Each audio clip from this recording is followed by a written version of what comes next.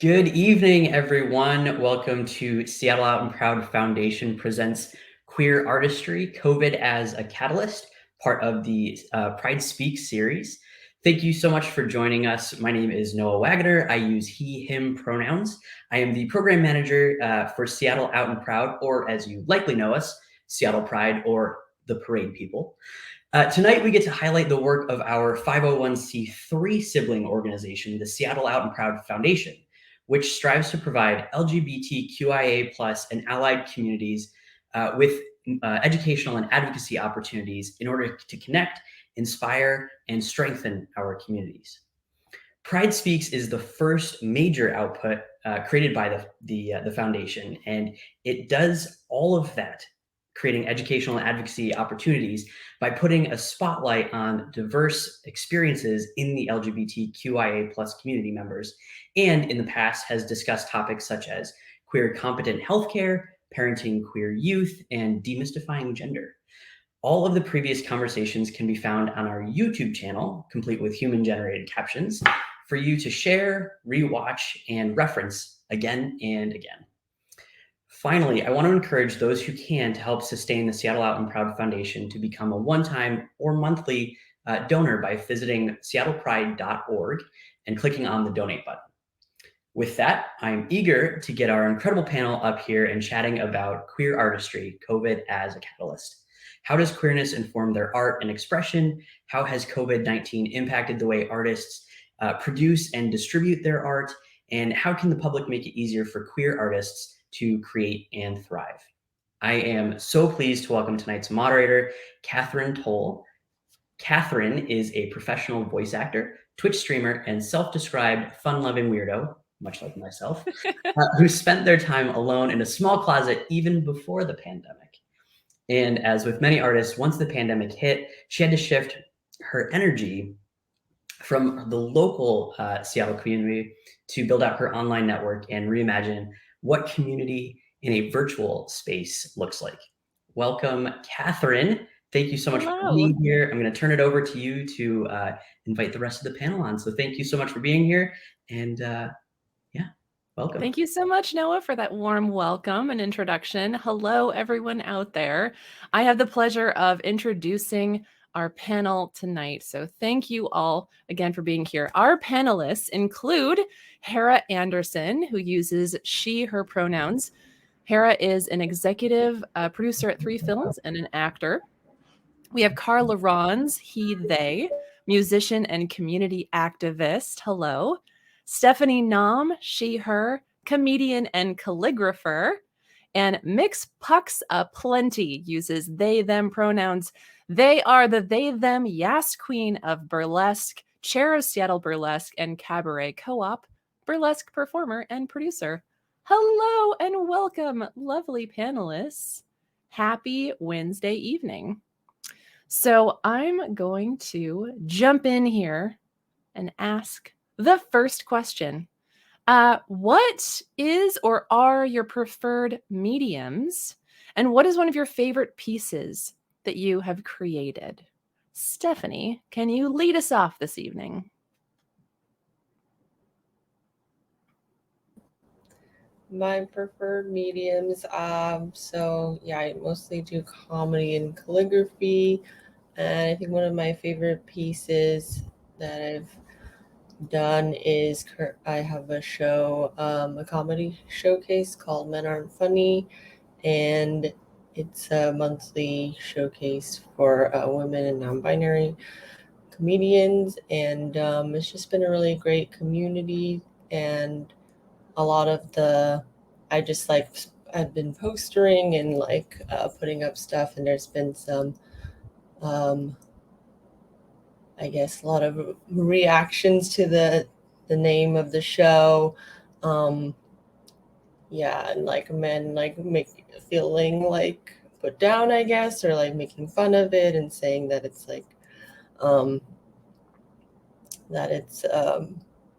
but not kind of understanding that it's a parody of, the things that they say about women. Yeah, so then and people have been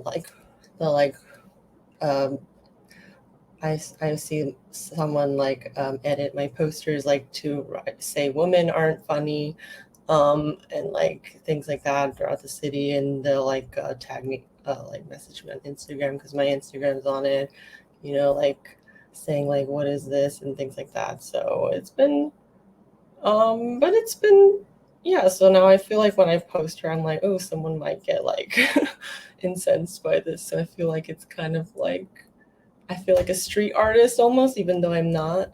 But yeah, so I think that's all I had to say about that. But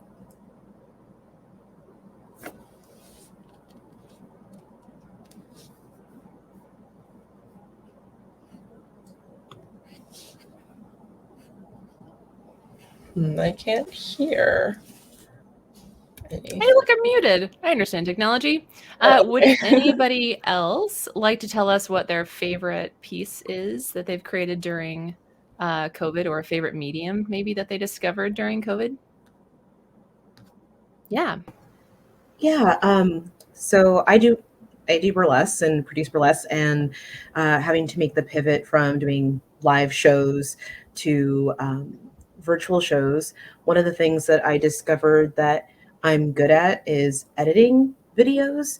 It doesn't sound like it if you come into my office while I'm editing. It sounds like someone is in a lot of pain and just isn't gonna make it. And usually, one of my partners will poke their head in, and they're just like, "Hey, how's it going in here? Do you need help?" And I'm like, "Oh no, it's been done. It's been done for like 20 minutes now. I'm just decompressing." So it's a lot of work.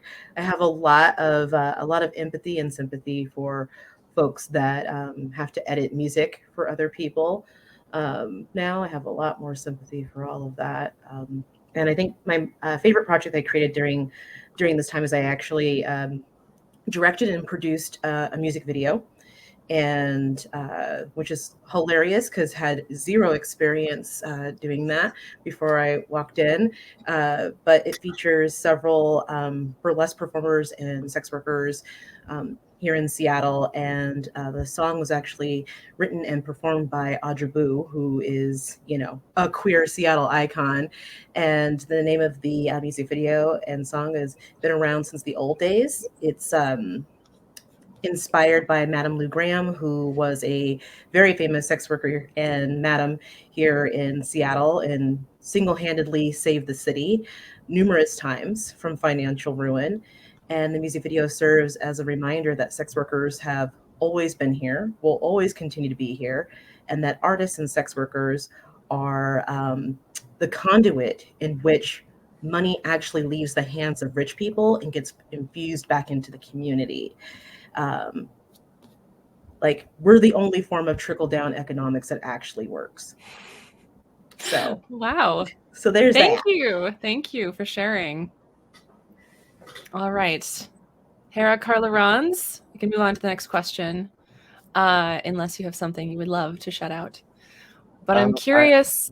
I will add, if I may. Yeah, I didn't originally, kind of plan to answer, but my preferred medium is actually changed over the course of the pandemic. I'm a musician mostly, and I've been doing a lot of online and work using beats and other things where it's more computer technology. And I'm originally a keyboardist and vocalist. So over the course of the pandemic, I've shifted and realized how much I prefer and enjoy live instrumentation with, a guitarist and live piano, and really being able to feel the energy of the people creating the music. And it's just such a different energy than, doing the things online and being more of a recording artist.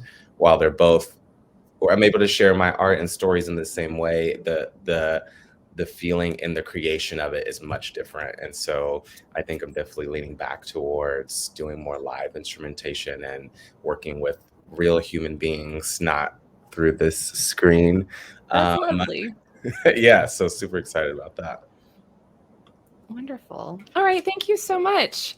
Well, next question. I'm curious what inspires you to create. Does your gender or sexual identity and expression impact your art? Hera, maybe we could hear from you. Hello. Well, I'm a film producer, actor, and writer, so a lot of things inspires me to create something like right away because we hear a lot of different stories and we watch the news and from our fans we can hear good or bad news about current issues or something happened to the surroundings and this definitely the most accurate way to write down a story like because it's actually a real story. It's actually happening around us, and that's very important for me to find a really good story to produce, to write. And of course, my gender or anyone's gender or sexual identity is very important to express because these people are exist and we have to make an impact, make a voice, and make more movies, and maybe writing a story, just publishing a book or anything as much as we can. That's how most of the time, like I find good stories is actually next to you. Um, yeah.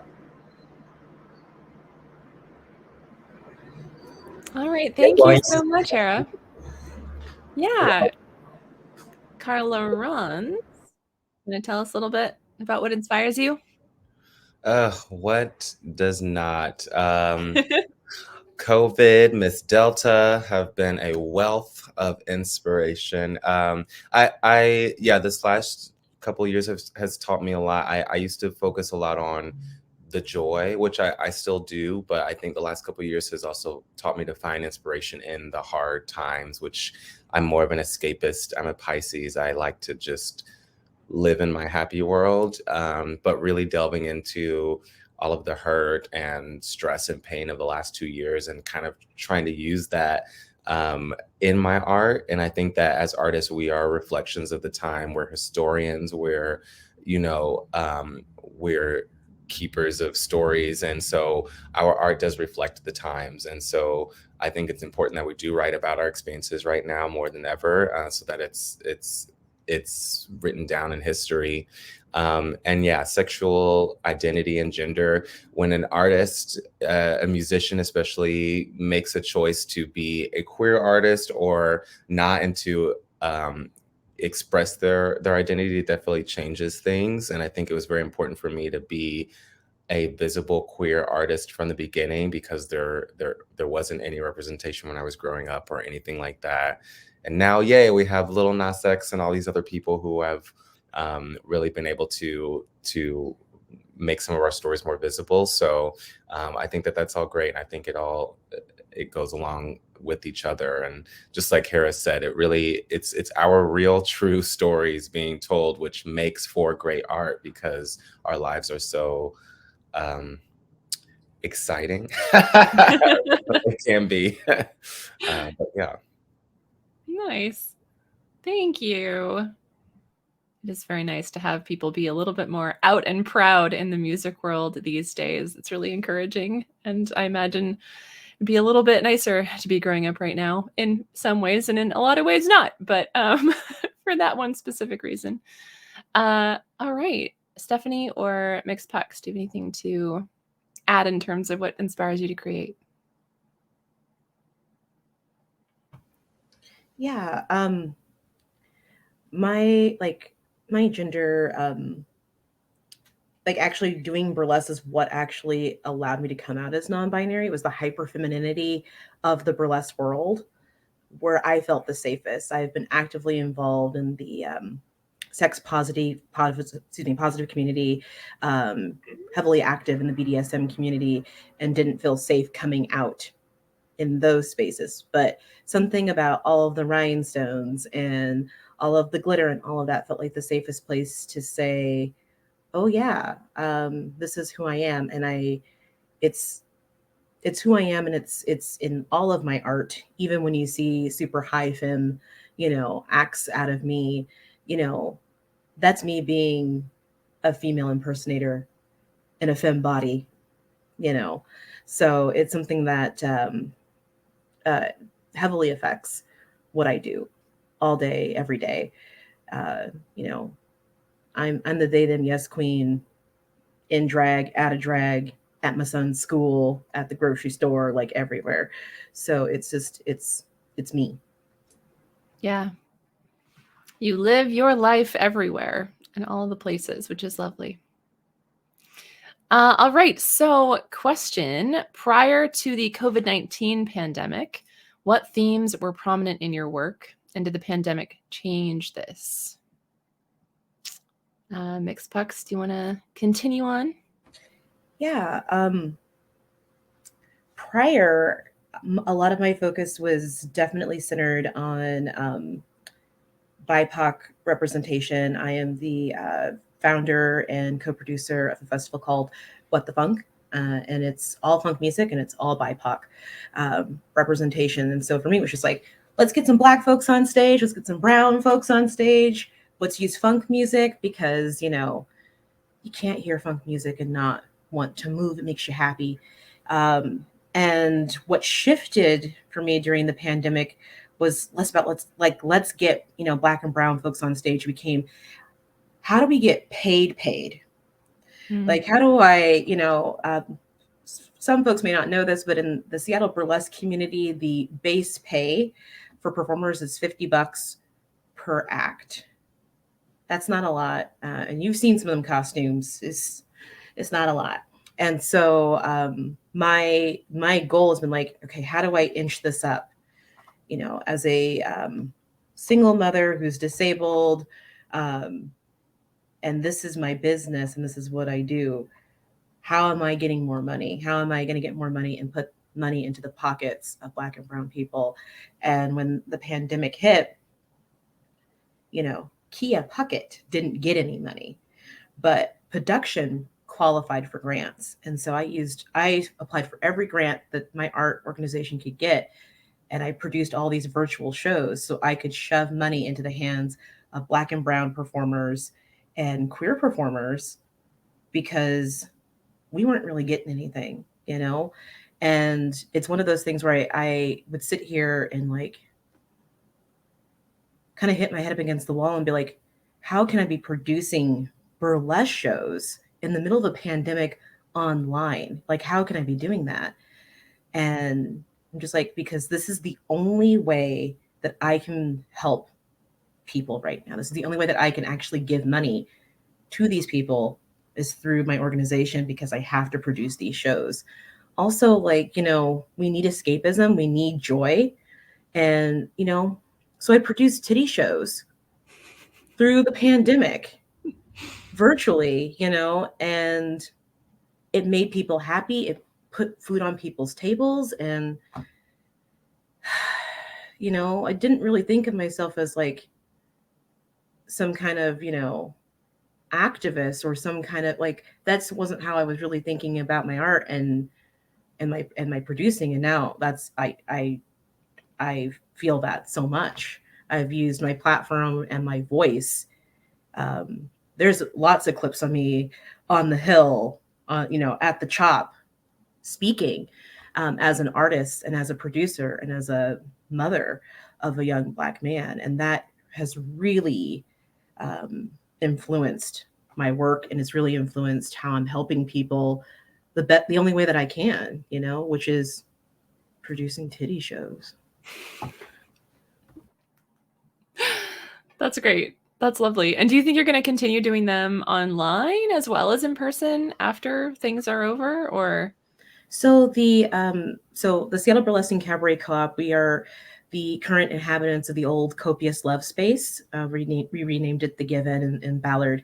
It is all it's been wired for virtual performance. And so producers who come into our space have the option of adding that to their shows. So we have it all the time. So you can come into our space, do a residency with us, or just produce a one-off show. You can have an audience and you can send your show out to the world if that's what you want to do. We just recently did a what we do in the shadows parody show called What We Do Behind the Curtains. That was we had a live audience and a virtual audience, and I mean more than 30 people tuned in for that, and we include a playback. So if you missed it, you can get the playback and watch it, I think up to a week after the show. So if this is something that you're interested in, definitely reach out to thegiven.com and check us out. But people want to see things virtually still. And I know that we're really struggling to make we want to get back on stage. We want back to doing that. And I think that we're really forgetting about a lot of folks that couldn't go to shows before. And that didn't change for them just because we all have the vaccine. And so we can't forget about those folks and not offer, something. That's one of those principles about disability justice and being able to show up for others and how we're providing accessibility to art. It shouldn't be, just because you're able-bodied, you get to see a titty show. Titty should be for everyone. Thank you. Thank you so much. I appreciate that. So I'm curious, prior to the pandemic, how did you typically showcase your work, and how did the pandemic change this? Hera, would you mind going first? Sure. Well, as a filmmaker,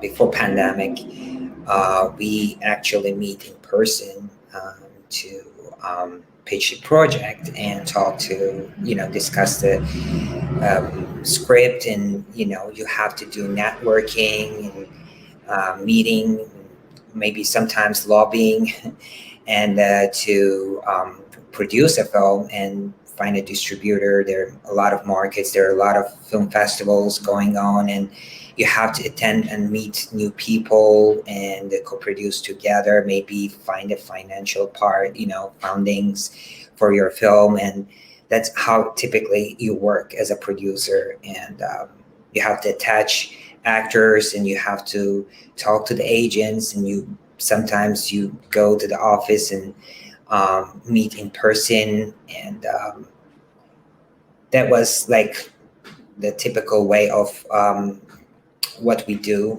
as producers. And but after pandemic, everything stopped. Like the old filmmaking and film production companies, they closed down, and it was so hard to reach people. You just need to send them emails and maybe Zoom meetings, kind of, like we do right now. Like you have to do it online, everything.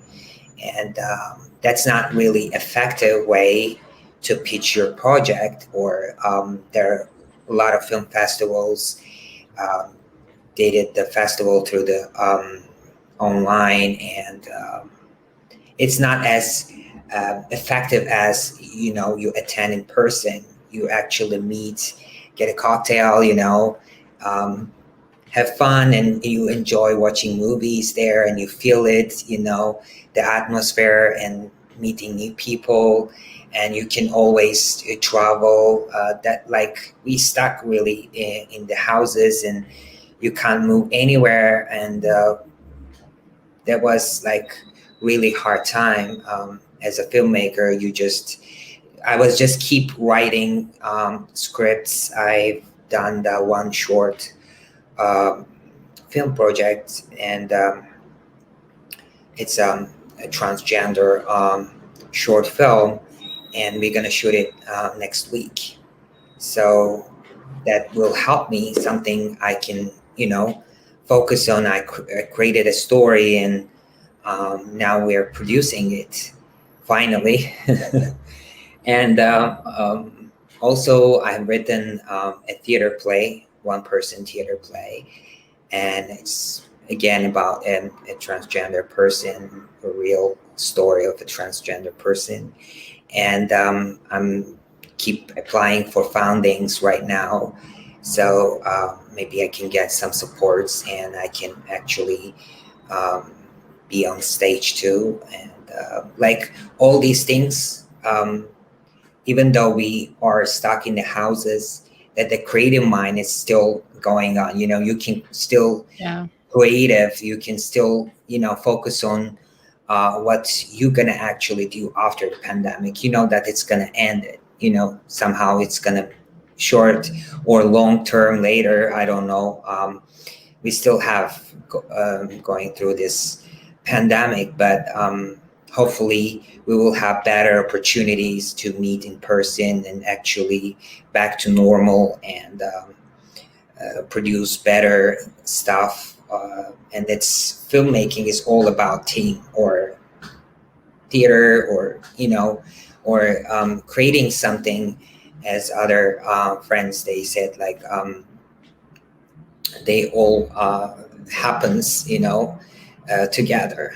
You can't do anything yourself. It's just and it gives more motivation to do with the teamwork. You know, it's very important and very healthy way to use your creative sides, and everybody share their ideas, and you can build something out of nothing sometimes, and that's what I love it. No, good. I'm so excited for you to get to finally start filming again soon. Congratulations. Thank you. Well, thank you for sharing. CarLarans, what has it been like for you, kind of pre and then during, with how you typically showcase your work? Oh yeah, pandemic was hard. I'm, you know, vocalist, singer, performer, dancer. I love crowds of people crowded in a tight room, shoulder to shoulder, with like no ventilation and circulation, sweating and like drooling on each other. So like pandemic, we couldn't do that at all. And so it took me a whole year, probably that whole first year, to even really dive into the virtual shows. It just was such a, I did a couple in the beginning and I wasn't feeling the same energy back as when you're on stage. I think that's what's hard with virtual, is you put all this energy out in the world for a few emojis and comments, but you don't feel that same energy back. So it was really hard for me in the beginning to even entertain the idea of changing my medium to a virtual realm. But finding different creative ways to do it, like music videos, I think was a really fun way. I was able to get more creative and still do music and create a project that I can put out virtually. And so I think that was a easy transition as a music artist, is to put more energy into creating these actual moments, because the virtual concerts themselves, and now we're learning as artists, we need to be lighting designers, backdrop designers, sound engineers. I have chords going to things I never knew to try and sing, and instruments live and virtual. It's an entire process. And so, you know, I want to say I shifted virtually, but really I'm waiting for the stages to fully reopen, which a lot of them have now. And so waiting for it to be safe and for people to feel safe.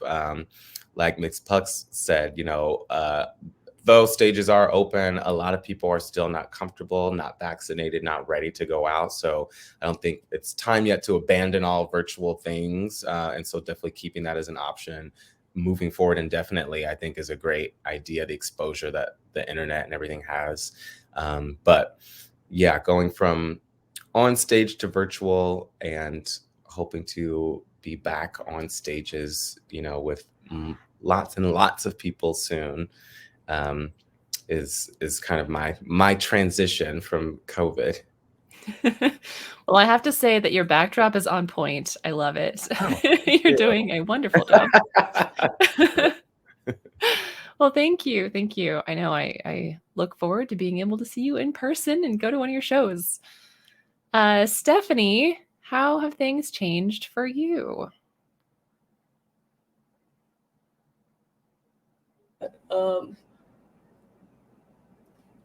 Yeah, I guess prior to the pandemic, kind of along the lines of what CarLarans was saying, it was like that difference between like having the live experience, and having that energy, and then switching to virtual, which is,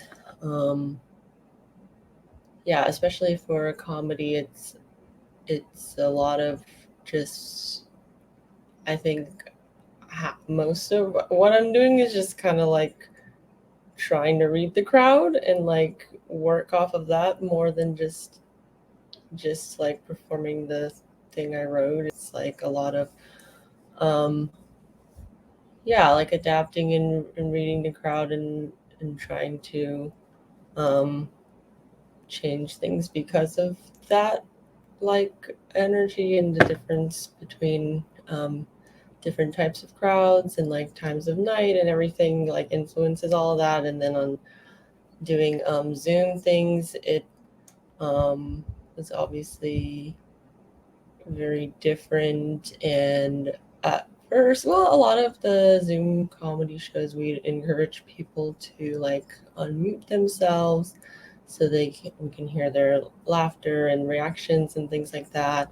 And obviously, yeah, I produced some Zoom shows, and I produced live shows prior to the pandemic and currently, but just producing Zoom shows, there were other things to consider that I hadn't considered, just like with like Zoom bombing and having and just putting some security measures in that way, like having people have to register for a Zoom show or things like that. And because people, if you just send out the link, people might just come in and say, like during one of my fellow comedian friends shows, someone had like come on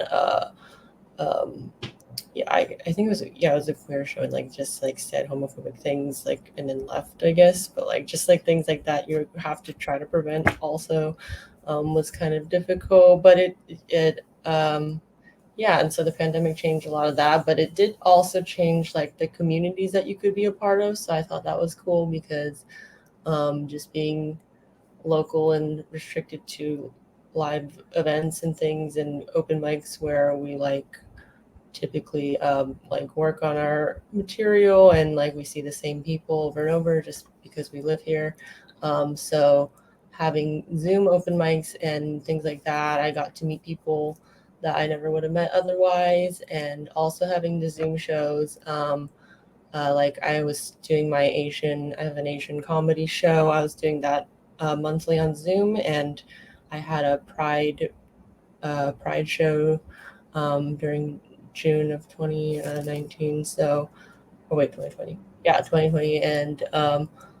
And I remember sticking around after every show. I like stick around and see if anyone wants to like say hi, I guess, virtually. And I talked to some people after the Pride show, and I remember that because a couple of them live in like rural areas, and they didn't have access to that kind of community, or they didn't know a single other queer Asian person. Like it's just not something that they like someone they could meet normally, like besides like like online, and like we always had that like forums and stuff like that or whatever. But I don't know how you meet people online these days, but Facebook groups, I guess. Yeah. And but yeah, that was really cool because they told me like they'd never be able to go to a live show like that because it's just not something that is close enough geographically, or not enough people live there, and they won't have anything that niche, or so yeah, I think that was really cool, and getting to know people in different communities. Yeah, it's really true that so many places wouldn't have a queer Asian comedy show to go to. Like that's a niche that we are so lucky in Seattle to have access to so many different communities that a lot of other people don't But I have couldn't access even to. do that show live here. Like, there's not enough. Oh, that's a good point. Yeah. So I would have to bring people from out of town. So even like doing that kind of show, like I wouldn't be able. It wasn't something I even considered here. Yeah. It did certainly open things up in a major way that we hadn't really considered. Mix Pucks, what would you say you typically, how did you showcase your work before and after? So definitely live shows, venues. I was producing regularly at the Rendezvous in Belltown. Just a really sweet group of folks there to produce with, and really was kind of starting to kind of hit my stride, and and things were opening up, and I right before the pandemic was accepted into the Utah Burlesque Festival, the Panama Burlesque Festival. I was going to Washington, D.C. for an all-fat burlesque show. Like, 2020 was going to be lit for me as a performer, and as a producer, just like I was bringing an all-queer performing arts festival to Seattle in 2020, like fierce queer performing arts festival, like everything was happening. And then, like the record skipped. And so that was just that. And, I remember being at home and listening to the governor, talk about how, I believe this was like, said to be like March 12th, March 13th, 2020, right? And I was just like, that's like burlesque as I know it. It's a wrap right now. And I thought that was a really great opportunity to take mushrooms for the first time. Would not recommend doing that in an emotional state like that. I cried every tear that I planned to cry for 2020 that night. Caught them all in my hands, was feeling them, and I'm like, ooh, that feels interesting. And then, crying it all out. But I woke up the next day, like, if I don't have burlesque, I'll be okay. And then I had folks reaching out to me being like, we got to do shows online. We got to do shows online. And I'm very strategic. And so I was watching folks put burlesque shows and drag online almost immediately, and their stuff was getting booted off, like, because they were using copyrighted music and all of that. And I'm like, oh no, boo, I don't have time for that. Like, I'm not going to put together a whole thing. And then every 30 seconds we're starting over and starting over. Ain't nobody got time for that. And so I kind of just sat back and was like, I don't need to do anything. And a good friend of mine reached out and was like, hey, I want to produce a burlesque show online. I need your help. And I'm like, no. No. And she's like, okay, but you got to hear me out. There's a local band in Seattle, and they want us to use their music for the show. And I'm like, that is a game changer. Let's talk about it. And so I got to be a part of the process of like testing out Zoom and figuring out what we can do with it. How can the music sound good? Because I'm like, ain't nobody going to sit here for an hour and listen to choppy music. Like, I was really serious about, like, if we're going to do this, we're going to do it right. And so we produced a show with a local band. Shout out to General Mojo. Oh my gosh. And so we did this really amazing show with them. We maxed out the Zoom room because nobody wanted to pay for, the extra bigger one. So we had 100 folks in there, and we're like, that's it. And we did another show. We did an encore show and had about the same amount of people show up. And then they're like, we'll do some covers. So we did a third show with some covers, and I got the bug. I was in it. I'm like, okay, this is how we're going to be able to do this. And, I was very specific about how to produce burlesque shows online. And knowing that, like, shit rolls downhill, right? It's going to come onto me if there's an issue with copyrighted music being used and all of that. So, I took that on. I went ahead and got, the music licensing stuff so that we could use certain songs and all of that. Like, I did that, and it was worth it, but it definitely, there were a lot of days where, like, the amount of work that I was putting in versus like what we were getting on the other end of it, I was just like, it's taking me 6 hours to record everything that I want to record for a 3-minute video. Like, what are we doing? Like, but then you put it all together and like, this is dope. Also, like, again, like this idea of being able to meet people that you wouldn't have normally have met. I was really blessed. A good friend of mine heard about an opportunity, and she's like, "Hey, I need you to interview with these people. You're perfect for this thing." And I'm like, "I don't want to," but okay. And I sat through the meeting, and they're like, "We need someone to produce some stuff in Seattle with sex workers and artists and stuff like that." And I'm like, "Oh, I don't have time for that. I don't have like the energy or the spoons right now." And they're like, "Well, just hear us out." And I started listening, and that's how the music video came about. Halfway through the meeting, I'm like, "I can make a music video." And they're just like, "Wow, you're just jumping in." And I'm like, "Yeah, okay."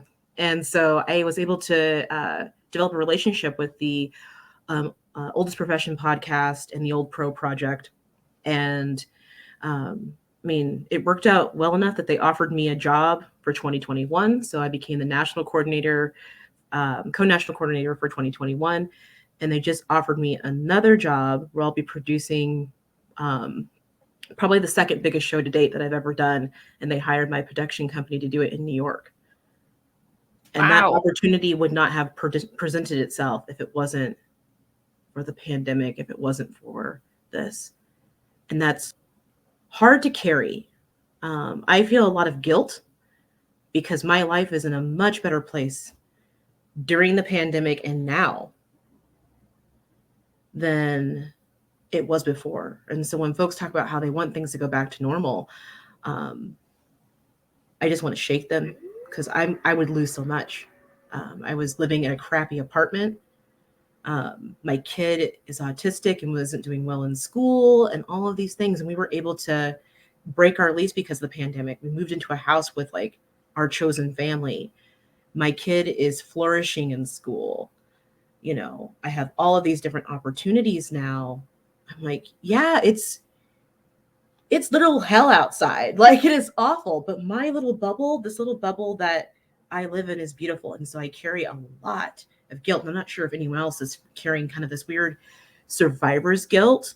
I don't know what it is, but it is not, I wouldn't say affecting my work, but it's influencing my work and how I interact with people for sure. I've taken a lot of time. I'm sorry, but that's a piece that I think is, I don't think we're talking about a lot, is survivor's guilt. Yeah. And it does sound like, certain things for certain people online are doing really well. And like Stephanie, reaching a different audience and maybe a broader audience, not all of this is bad in a creative space. I'm sure there's a lot of things that are negative about not being in person and having those, crowds and those audiences and feeding off that energy. But I'm glad that somebody's getting something good out of all of this bad. I hope that you don't have to carry that guilt much longer. Yeah, I definitely will add to that. I do think that it is important to focus on the good and to not feel shameful about celebrating those successes because of all the turmoil that is going on, you really have to hold on to those beautiful moments and celebrate those successes. And I've seen a lot of artists out here that are trending, and now London Bradshaw is one of a local Black queen now that is like the first Black Twitch official endorsed streamer, and there's others too, numerous success stories of people now because of pandemic and being online are able to reach new levels of success. And so it's definitely worth noting and celebrating all of that and breaking that stigma of being able to tell people that you are doing well just because there are a lot of people who aren't, and so that is definitely something that is not talked about enough that I think was very important to bring up. Thank you. Thank you for adding that. So I'm curious, what creative means did you discover to continue building community in your art scene? Stephanie, what creative means did you discover?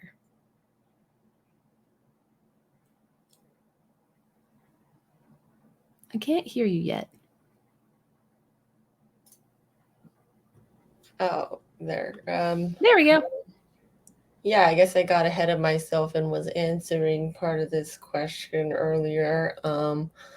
But I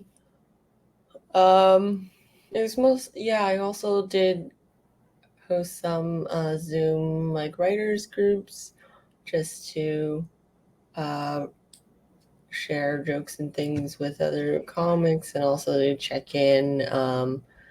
And I'll also I was in other people's, also hosted like writers groups, or we had different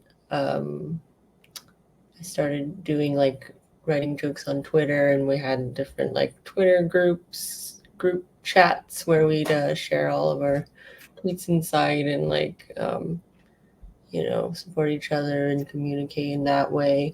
But other than that, I say I kind of, I wish that there was more community building, I guess, during the time, but it was definitely difficult to do things a lot of the time.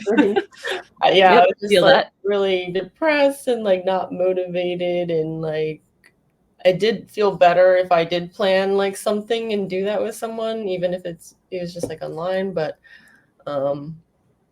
it was hard to do. So Yeah, I definitely feel that. yeah. Also, hi, Katie. Oh yeah. Mix Pucks, what specifically did you do community building wise? I mean, we've heard about productions and things, but was there any burlesque community work you did specifically? Yeah, I mean, I started the Seattle Burlesque Cabaret Co-op, and that's a collective of 4 different burlesque production entities and groups. So it's my production company, Production, Fat Bottom Production, a group of non-binary artists called the Artisan Guild, and the Devil's Advocates, who are a burlesque and drag troupe here in Seattle. So there's 13 board members, and we decided to come together, and we took this gracious offer that Copious Love had laid out, and we took over their lease. And so right now we are creating it's the first space that's like collectively operated by burlesque and drag and cabaret folks for burlesque and drag and cabaret folks. So it's very much so a for us by us situation. We have a cute little bar. We have a stage. We have a beautiful green room. And we know that green rooms in Seattle are not all created equally. So when I say it's a beautiful green room, I mean it. Like there's chairs, there's good light, there's actual mirrors, there's a place to hang your stuff at, there's a little couch. Like seriously, it's really nice. And it's, it seats about, I think we seat about 80 people, about 100 standing room only. It's a cute little space, but it's really this community. We really want this to be a community space. We have a residency program for producers to come in, and we, take some of the burden of like marketing off your hands for you, which is nice. And we take care of all the tech stuff, so that's always really good. We have a membership for our community, which gets you discounts at all a bunch of different Ballard businesses and stuff like that, which is lovely because we're creating community that way. And I mean, it's pretty great. Our organization is more than 50% BIPOC led and all queer led. Every one of us is queer as fuck. So that's fun. Which means I'm so blown away that it's something that we were able to pull this off. Being able to be like, yeah, let's take over a space. We all make this joke about if I had my own venue with my own little bar, like this is what I would do.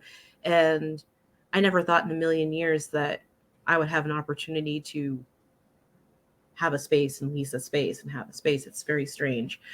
But our space is open to folks to come and teach.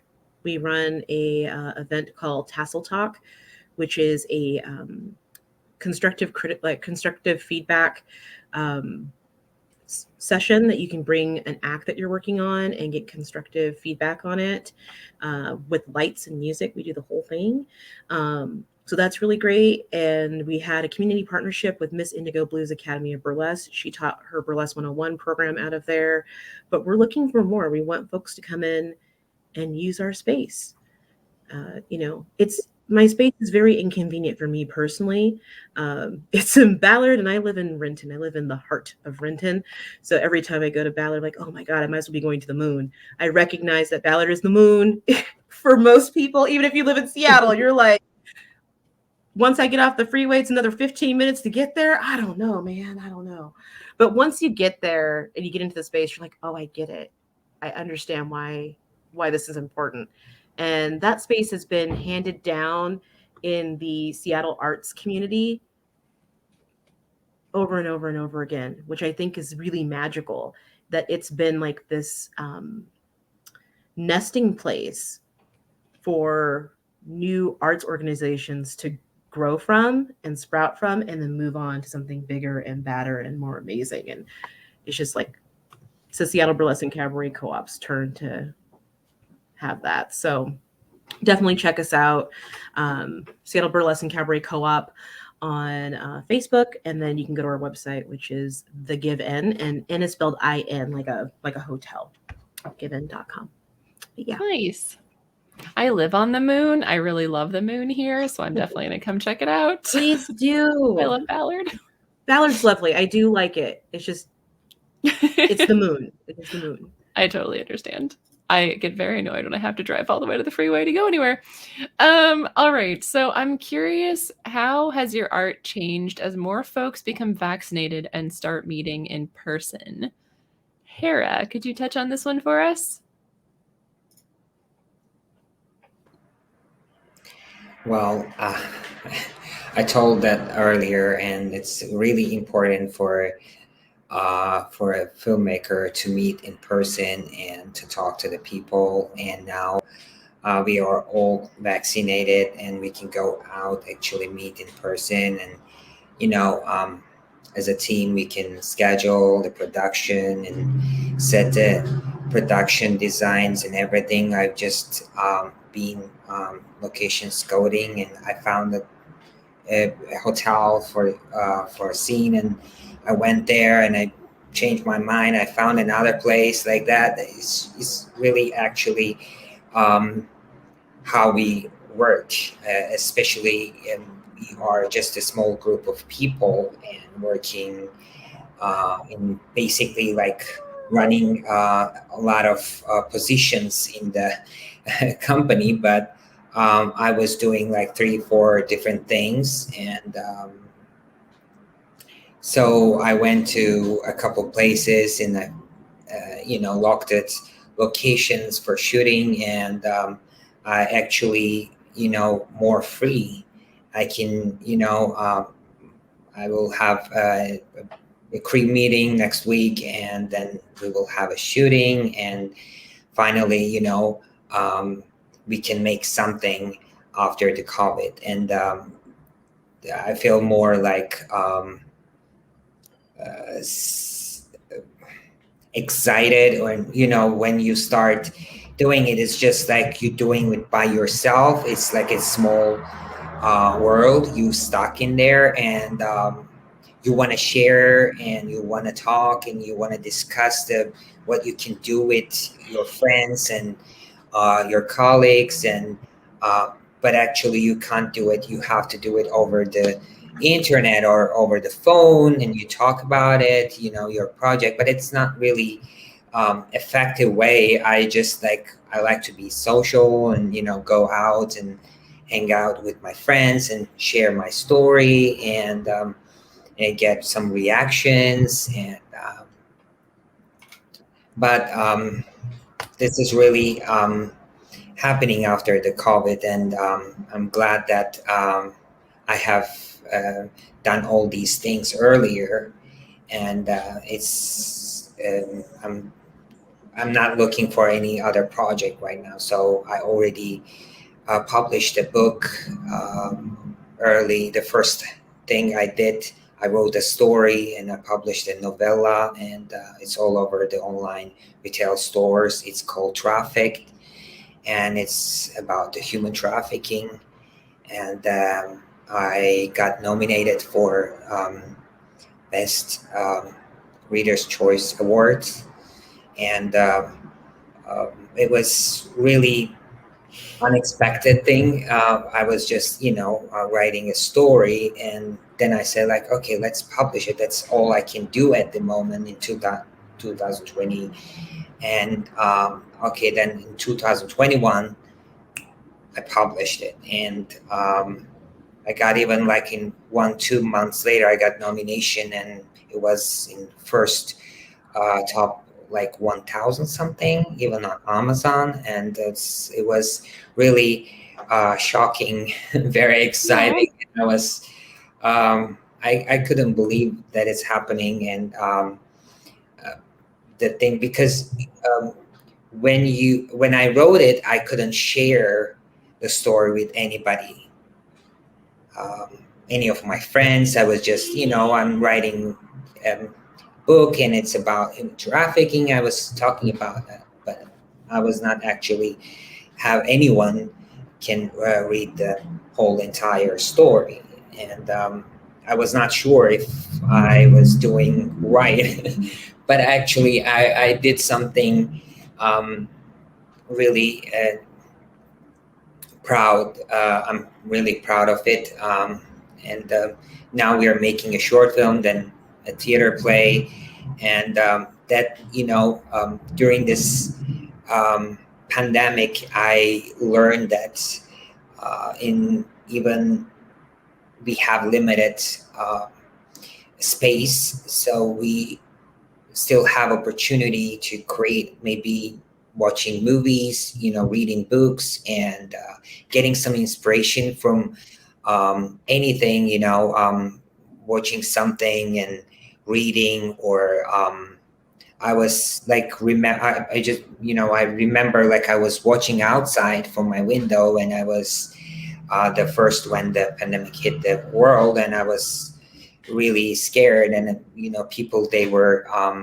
really scared to buy something from the store, and you wait in the line, and you go there with your mask and with the gloves, and it's really, really different feeling, and you have to have a distance, and it's not usually we can see in the world, and it's everywhere like that, and you cannot travel anywhere, you cannot go out of the state even.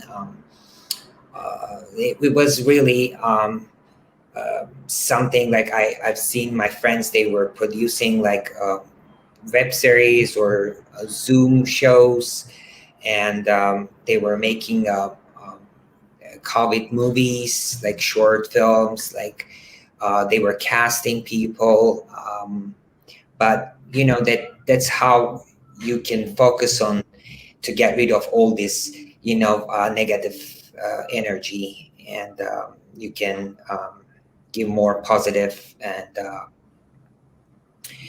energy to yourself, and you can focus on for the next day. Yeah. Well, thank you, Hera, and congratulations on your People's Choice Award on your book. That's so cool.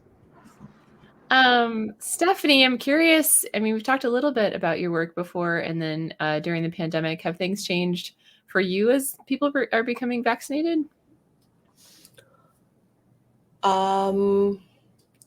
Yeah, I guess I mentioned that I do have in-person shows again, that I had pre-pandemic as well, and it's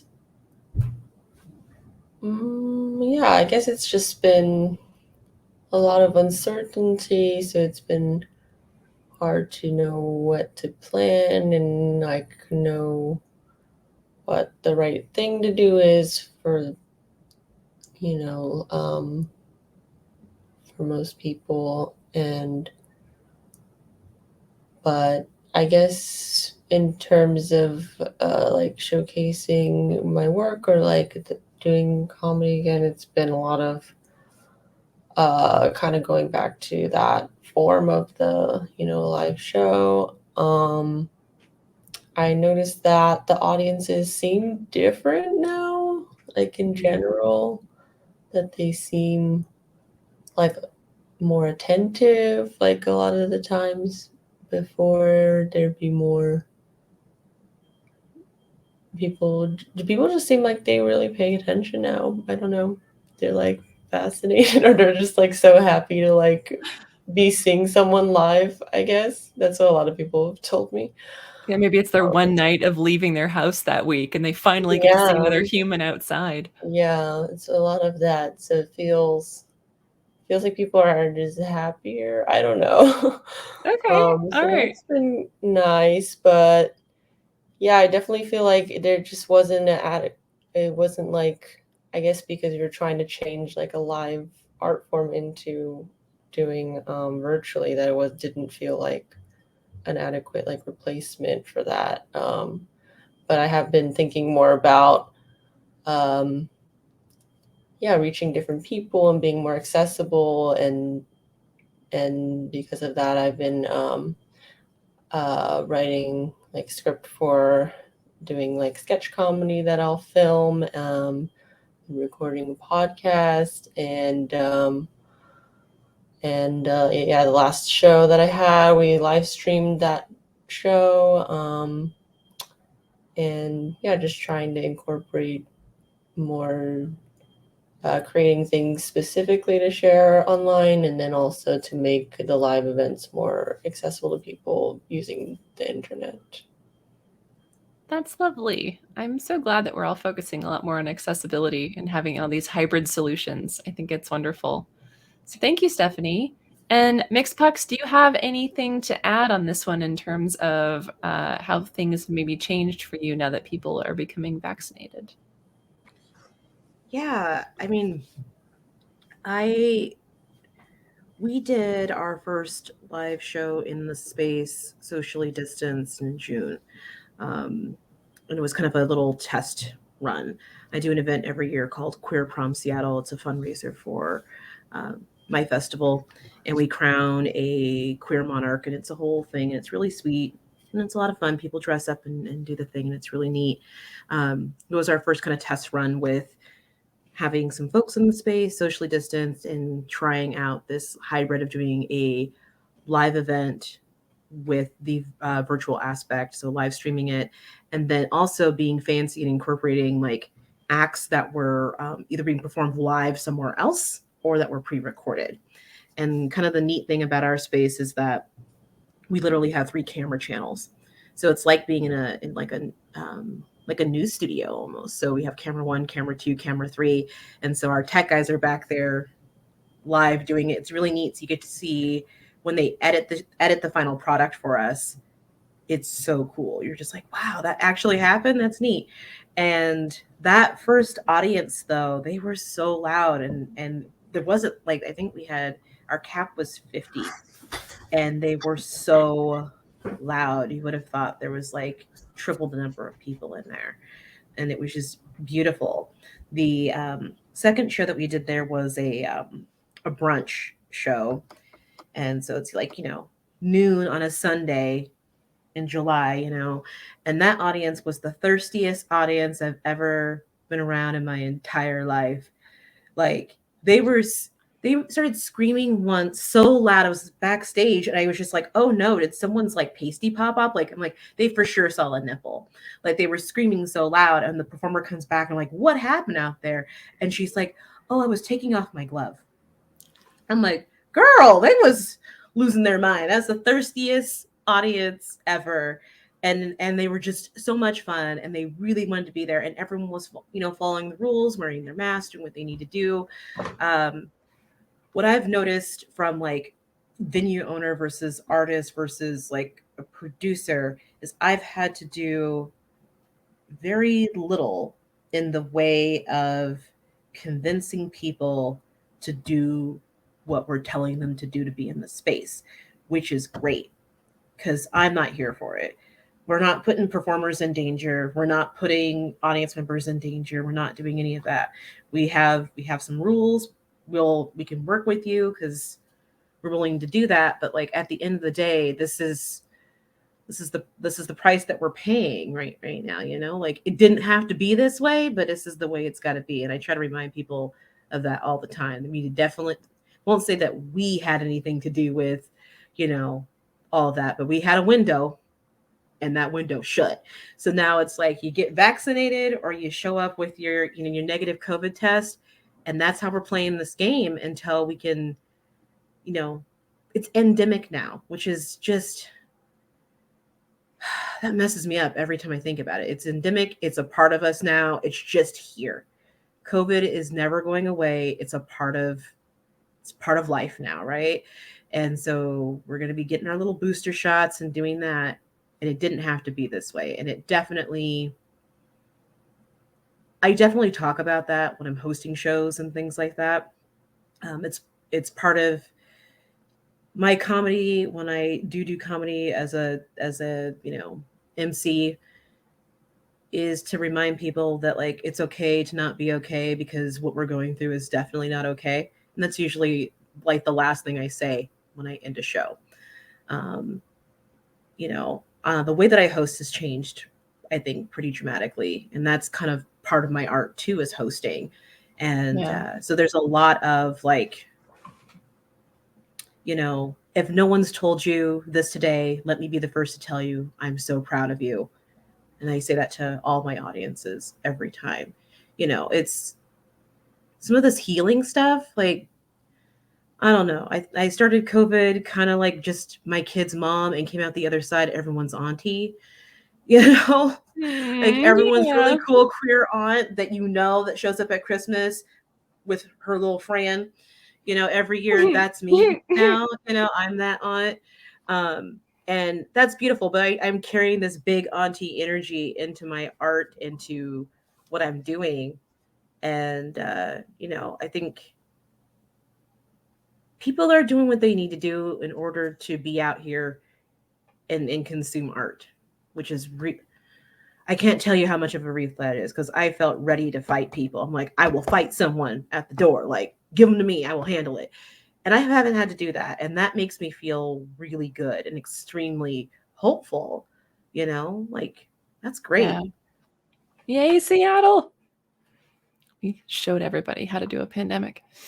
All right. So we have a couple more minutes before audience Q&A. So audience, please drop any questions that you have in the Q&A section on the right-hand side of your screen.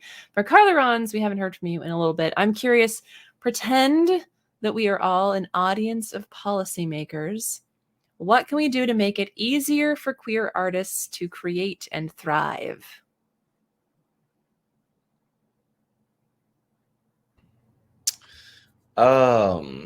Where to begin? So I'm gonna announce my candidacy for president of the United. No, I'm just kidding. Oh gosh, I think it really starts with funding. And I'm not nearly. I don't do the policy thing.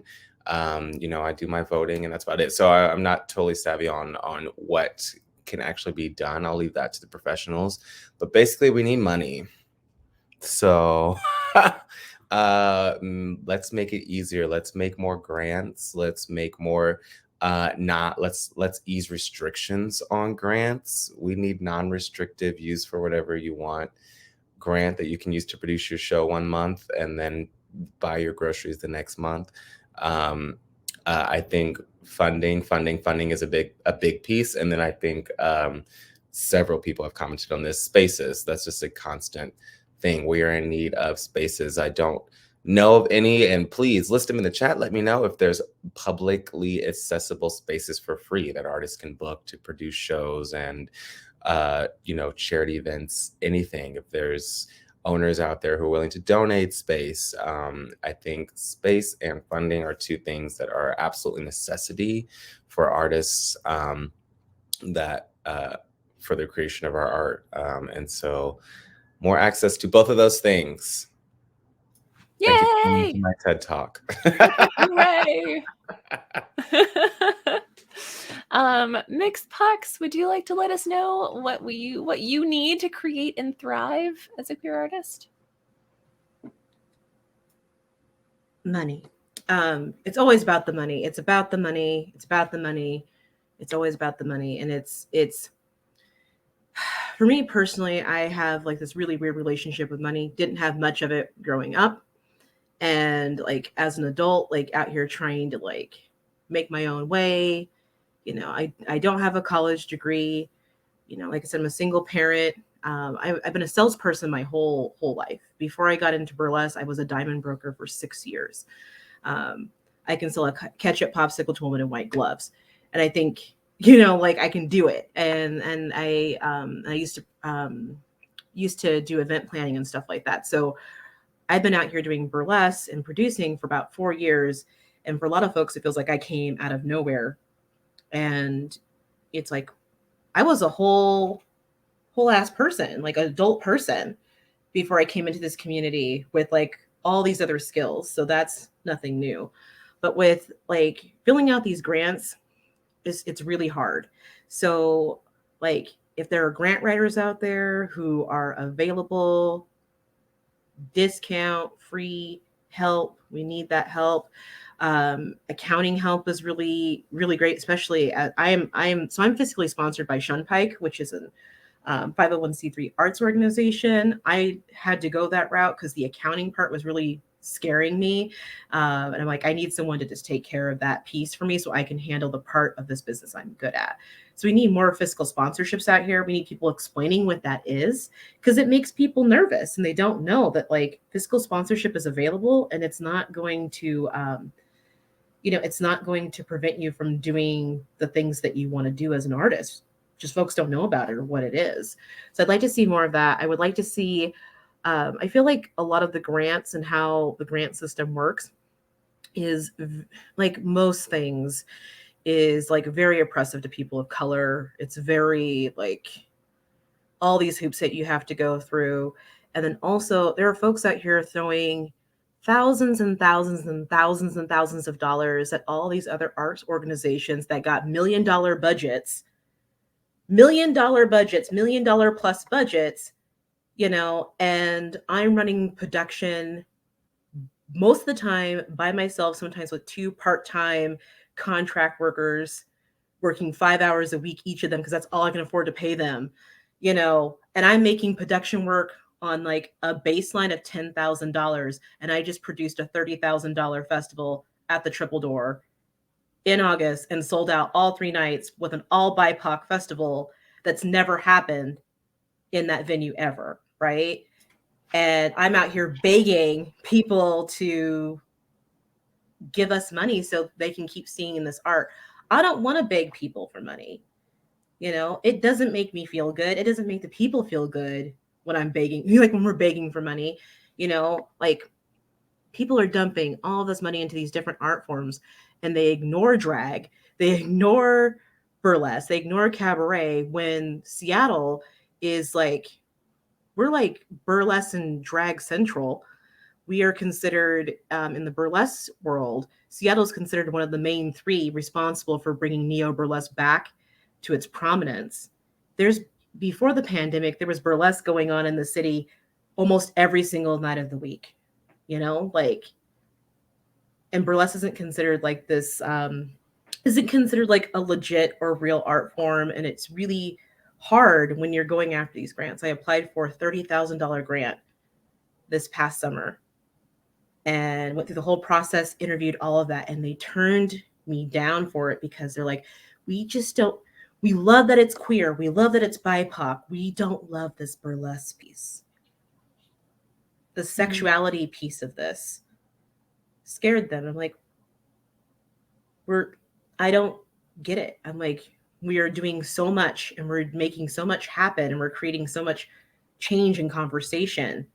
This is just the medium that we're choosing to do it. I really could have used that $30,000 to make this little engine that could go. Like I said, last year, my festival cost me $30,000 to put together, and going into 2022, I want to double that. I want to put on a festival for $60,000. I want to be able to pay all of my performers, $100+ just to show up, and then give them more. Like I want to make this happen. And right now, just the way that these way that these art funds work and the grants work and all of that, it's almost dehumanizing, the hoops that you have to go through to prove that your art is genuine, that your art's for real, that this is a legitimate art form, and that there are actual people on the other end of this. And so I have to fight so hard for these little $4,000 and $3,000 grants. But again, there's these other companies out here with $1 million plus budgets that are, $30,000 is, breakfast to them. And it means everything to little engines that could out here. It's wild. Especially when you don't even have the, spoons to do your normal art, let alone all the stuff you really don't want to do. That's tough. So it sounds like money, easier grants, spaces, places for you to go and do your thing without having to go through all of the really, really hard stuff that makes it even harder to do your art. Thank you so much to everybody on the panel. Thank you so much for sharing your stories and your art with us here for a little bit tonight. We do have a little bit of time for audience questions. So thank you also to the audience for sticking around and listening to all these lovely stories. It looks like our first question. Oh yeah, and if you want to ask a question, audience, there is a Q&A section on the right-hand side of your screen for you to ask a question. The first question is, have audiences found a way to make sure you feel the love and energy as they're watching your performance? Anybody can hop on. Oh yeah. Depending on what the medium is, if we're talking about I believe we're talking about virtual, using Zoom. Initially, we were using Zoom where it was just kind of like the way that you would use it for a meeting, so folks could unmute themselves and all of that, and so you could hear the cheers and stuff. But because of all of the bombing that was going on with folks saying racist stuff and all of that, I set everything up as a webinar instead. So people were like, do all of that in the chat. And then I would copy the chat and send it to the performers. So they would have these actual words that people said about their acts. I'm like, these are reviews about your acts. You can pull things from this and put this on your website. You can put them on your social media. You can start building your press kit. But also, this is just something for you to hold on to if you're having a bad day and you're like, why am I doing this? I'm so whack. And you can read this full page of people getting their whole entire life just because you took one boob out of a bra cup.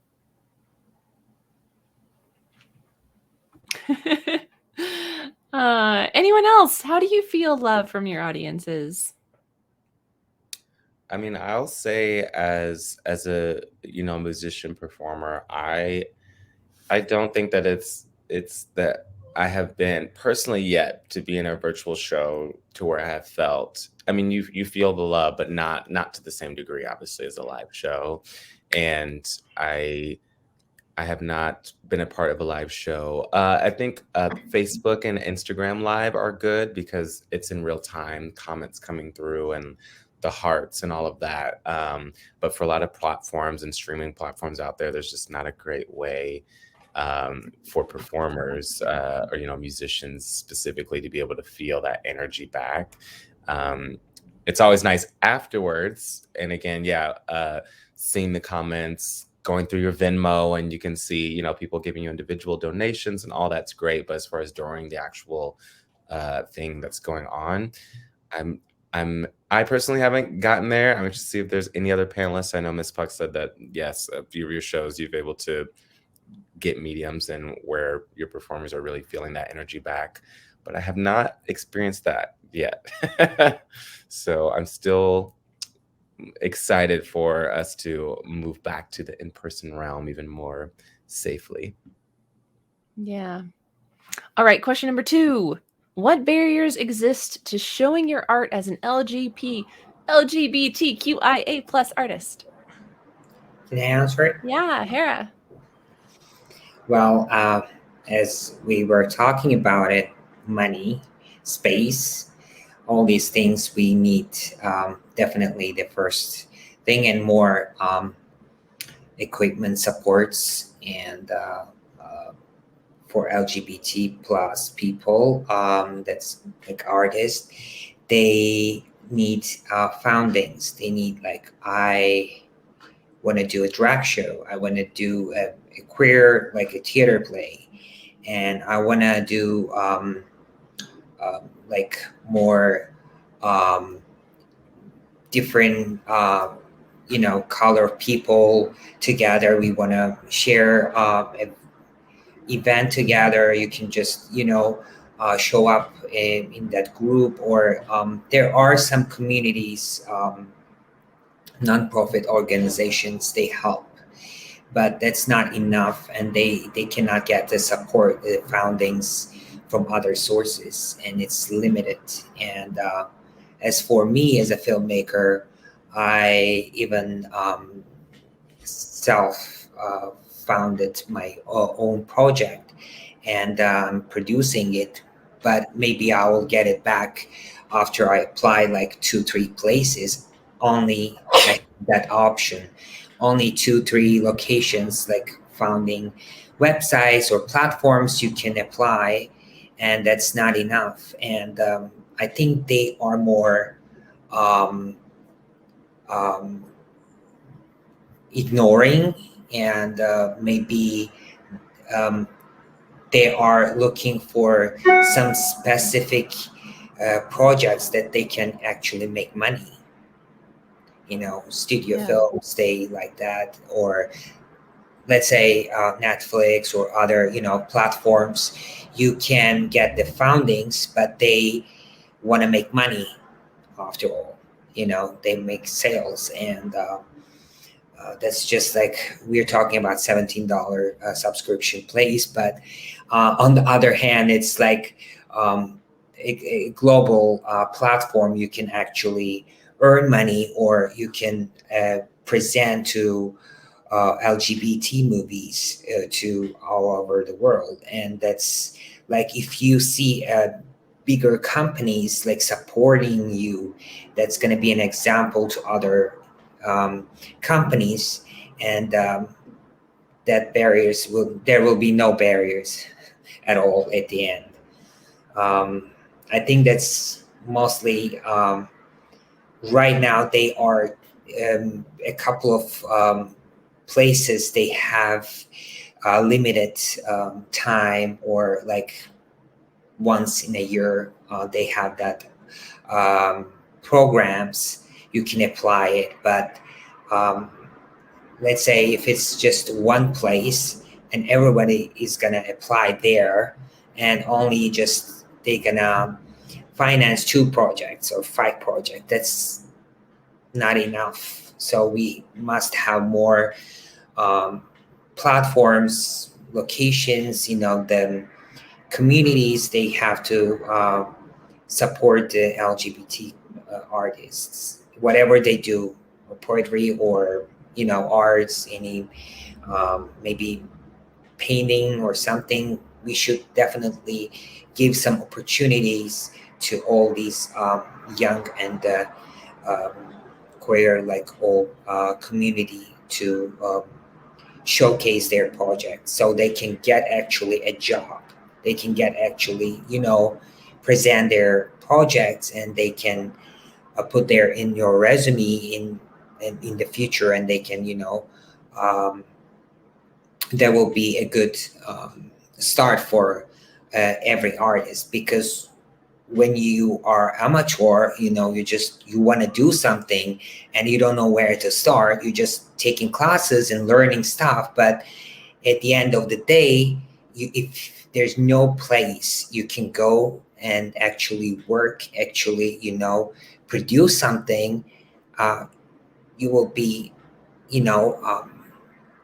your heart will be broken, and at the end of the day, you will give up. You don't want to do it because you think like it doesn't worth it. Why would I waste my time? I go to restaurant, I can work there and I can earn money, that way it's just 15 an hour or 14 an hour, and I can, keep living my life somehow. But as an artist, we want to have more opportunities.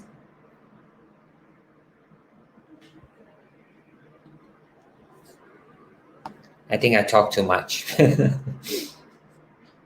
Sorry. Thank you, Hera, for sharing. I really appreciate that. I think we only have time for one more question. So our third question we answered a little bit during the rest of the portion, which was, how has it been building community in Seattle and the surrounding areas post-pandemic? If anybody wants to highlight on that again a little bit. And have you found that there has been more enthusiasm than before? Or are you noticing new audiences coming to see you? I mean, I think that folks, they want to go out. Folks want to go out. They want to support what they're seeing. A lot of our shows have sold out. We're still having reduced capacity, but most of our shows that we're doing at the Given are selling out, which is really, really cool. And we're seeing a lot of folks that were like, this is my first burlesque show and I just really want to come out and see a burlesque show. And we are seeing it's kind of like, life has returned a little bit, so you're seeing your regulars and things like that. We have several burlesque patrons that pre-pandemic were they're at every show, they're throwing out hundreds of dollars in tips, and those folks are slowly coming back, and it's really great for our performers, and it's just good to see those people. I think it's hard because everyone has felt the pandemic financially in a different way, right? And so there are folks that have come out a little bit more ahead than others, and so that's been interesting to watch too. From where I'm standing, it looks like ticket prices are just a little bit higher, and I think that's to make up for reduced capacity. I'm seeing a lot of that, and it's very strange. There's definitely some enthusiasm about art coming back, but I am noticing that divide between the haves and have-nots has gotten even wider, and so trying to come up with ways to combat that has been interesting. So the virtual shows and making sure that the virtual tickets are either inexpensive or pay what you can. We do a lot of pay what you can options for our virtual tickets. And then depending on certain shows, I have a set amount of tickets set aside that are heavily discounted or free for BIPOC or queer disabled folks, which is really important to me. I think that accessibility, when we talk about accessibility, it's not just, physical. It's also financial accessibility is an accessibility need that we need to look at also. Wonderful. All right. Anybody else want to chime in real quick before we wrap this up? I will say the enthusiasm has been on 10. So to everyone who is out there watching and going out and supporting or supporting virtually and sending all the emojis in the chat, all of that is noticed completely. It may not be to the same degree as in person, but as artists, any type of support is definitely appreciated. And I will say, that the enthusiasm has been, people are out in droves. They are giving every money they have. It's been really, really great to see people coming out and supporting artists and knowing how much we've all been through and really wanting to. We forgot that, Black Lives Matter also had a huge, wave during the pandemic. I mean, we survived so much in these past 2 years. And so now we're really starting to see a cultural shift in that supporting of art and people realizing how important that is. And so that has been amazing to see for sure. Awesome. Thank you so much. That's so good to hear. All right. Before we run away, I want to ask each of you to kind of shout out how we can find you. What are the best places for audience members to check out your work and upcoming shows? I think we have a couple links we're going to put in. But Stephanie, what's up? Where can we find you? Oh, you're muted. Sorry. Sorry. Oh, you can find me on Instagram. My Instagram's at Stephanie Num. And I have a show tomorrow, Men Aren't Funny. It's at the Rendezvous at 7 and 9 p.m. The 7 p.m. is sold out. But yeah, I put a ticket link for the show tomorrow. And I update my website with all my shows as well. Great, lovely. Well, thank you so much, Stephanie, for being here. And Hera, where can we find you? My website is heraandersonofficial.com. And also, I have Instagram and Twitter.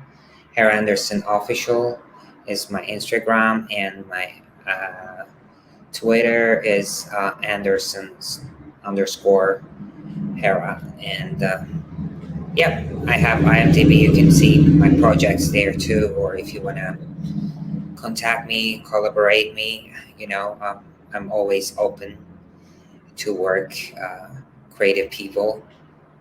Great. Yeah, thank you. Thank you, Hera. Thank you so much again for being here, and thank you for your time. Mixed Pucks, where can we find you? I think we got a link in chat there. You do. I have 2 shows coming up this weekend. Same show. It's called No Closet Follies, Volume 4, Carnal Fete. It is a kink and BDSM hedonist-themed burlesque show and cabaret with a lot of Boutte from San Francisco and Miss Exotic World 2018, Inga from here in Seattle. Also featuring The Goddess Brick House and Papaya Magic Cabaret out of Olympia. There will be tarps. It will get messy. You want to come to this show. We're at West Hall, which is the Century Ballroom, and we still have tickets available. If you went to What the Funk, if you know someone that went to What the Funk, they got their whole entire life. It was standing room only. That's how I throw down shows. So make sure you get your tickets for this so you don't miss out. So you're not the person at the water cooler, on Monday being like, man, I missed that. You don't want to miss it. Tarps, just tarps, y'all. So many tarps I got to buy this weekend. Just papayas, French fries, and chocolate sauce. That's all I'm gonna tell you. That's a preview. So come out and see that. Papayas, French fries, chocolate sauce. Now you're curious. Now you're wondering. I'm so curious. Oh, thank you so much. You are a delight, Mixed Pucks. CarLarans, where can we find you? What are you up to? Ooh, it's the tarps for me that it's like, wait, where are you going with this? You can find me on Instagrams, like the main social media. It's just my name, CarLarans, or CarLarans.com. I am kind of taking more of a hiatus right now, so we'll be doing very select shows, but I am hosting karaoke at the Unicorn every other Monday as a just super fun thing. So I'll be there on the 29th and then every other Monday from 9 to 2. So come hang out, sing, hang out, and chill. Lots of community there. But yeah, and then I post on my socials everywhere that I'll be. So great. Yes. Yay. Thank you. Thank you. Well, to follow along with what Mixed Pucks said earlier, the way I sign off my streams is always to tell people that if you have not been told yet today, you are loved and you are appreciated by me. So thank you all. I appreciate all of your time and being here today. And I love that every person in the audience was here to cheer us all along. So thank you all again. Please have a wonderful rest of your Wednesday. And I hope to see you all soon at all your shows. Thank you. It's been so much fun. Bye, everybody. Bye.